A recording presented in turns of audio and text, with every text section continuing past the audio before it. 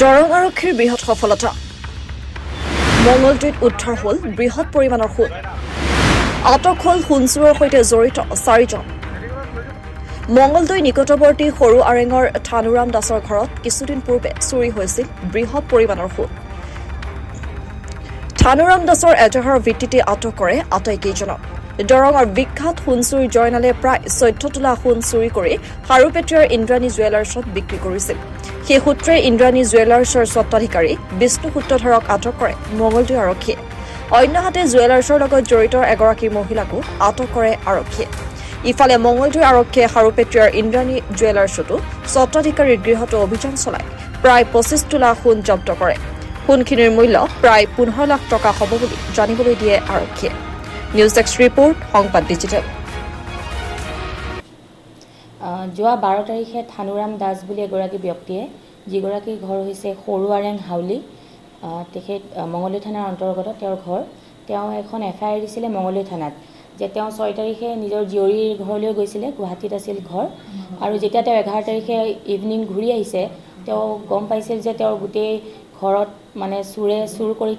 থানবান কৰি থৈ গৈছে আৰু সেই সূত্ৰে তেওঁৰ এজাহাৰত উল্লেখ কৰা মতে সোণৰ আঙুঠি খাৰু নেকলেছ এনেকৈ বহুখিনি অলংকাৰ চুৰি হোৱাৰ কথা তেওঁ ৰিপৰ্ট কৰিছিল আৰু সেই মৰ্মে আমাৰ মঙলদৈ থানাৰ টিম আমাৰ ওসি মহোদয়ৰ তত্ত্বাৱধানত এটা টিম তথা আমাৰ এসপি অফিচাৰ সাইবাৰ সেলৰ যুটীয়া এটা অভিযান আমি আৰম্ভ কৰিলোঁ আৰু সেই মৰ্মে আমি দুজন চুৰক আমি কৰায়ত্ব কৰিবলৈ সক্ষম হ'লোঁ তেওঁলোক হৈছে কানাই চৌহান তেওঁ খাৰুপেটীয়াৰ হয় আৰু আনগৰাকী হৈছে জয়নাল তেওঁ ধুলা থানাৰ অন্তৰ্গত পশ্চিম সুবাত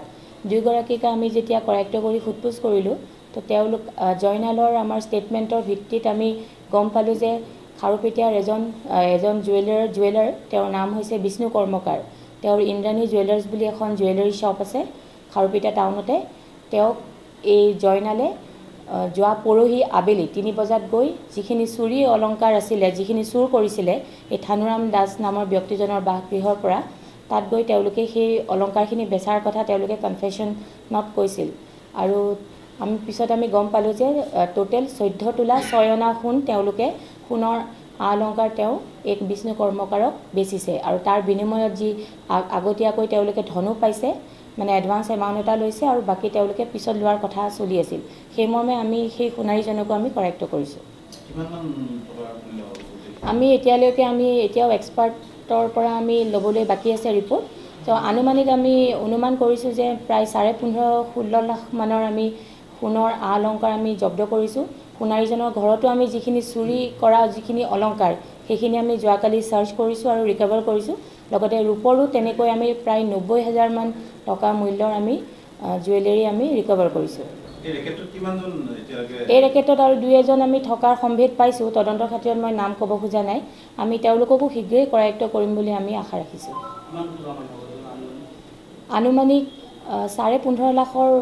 মূল্যৰ আছে তোলাৰ হিচাপত থাকিব 20 তোলাৰ ওপৰতেই থাকিব কাৰণ 14 তোলা 6 অনা অকল আমি সোণাৰীজনৰ ঘৰৰ পৰাই আমি মানে জব্দ কৰিছোঁ আৰু লগতে তেওঁৰ যিখন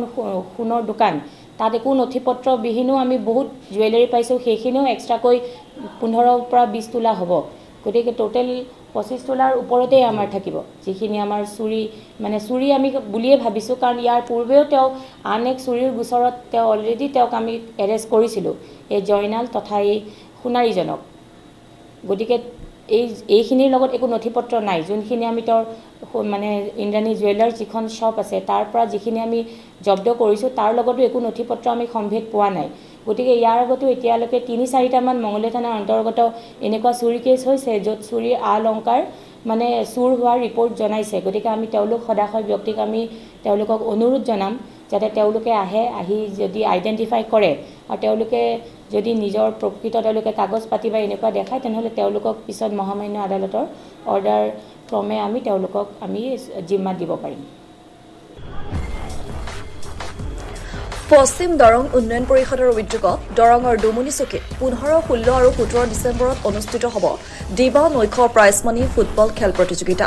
সন্ধিয়াৰ আটাইকেইখন খেল লাইভ সম্প্ৰচাৰিত হ'ব আটাইকেইখন খেল চাবলৈ এতিয়াই ফেচবুকত ফলো আৰু ইউটিউবত সাবস্ক্ৰাইব কৰক সংবাদ ডিজিটেল ধন্যবাদ।